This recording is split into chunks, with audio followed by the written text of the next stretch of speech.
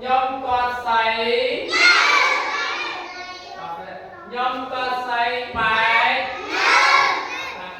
nhom con say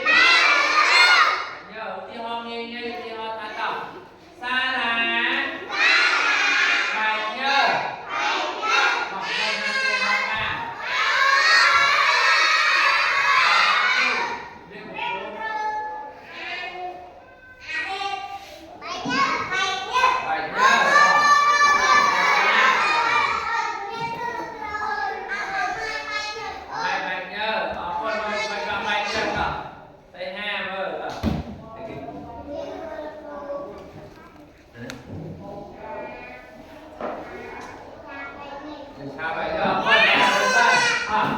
bài nhớ cho bé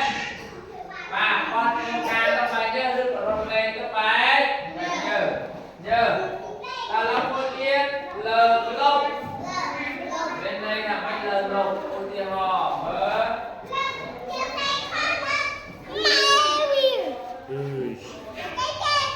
lờ vuông cổng nát lờ lông cho bé lờ con tiên hò không có dân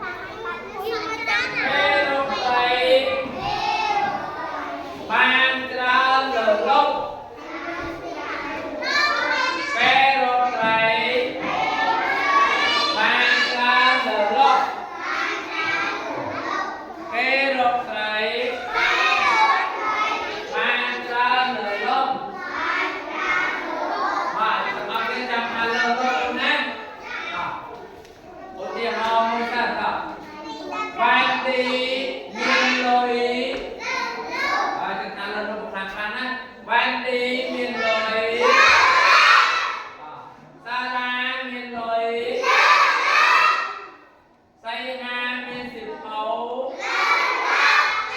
cả đó trong kia lên lông quay mà để ăn ta lên lông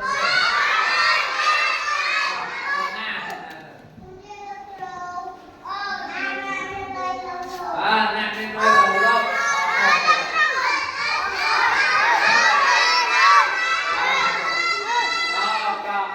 liên hoan from God. Chúng biết một lố. Này miền sự khâu lớn, lồng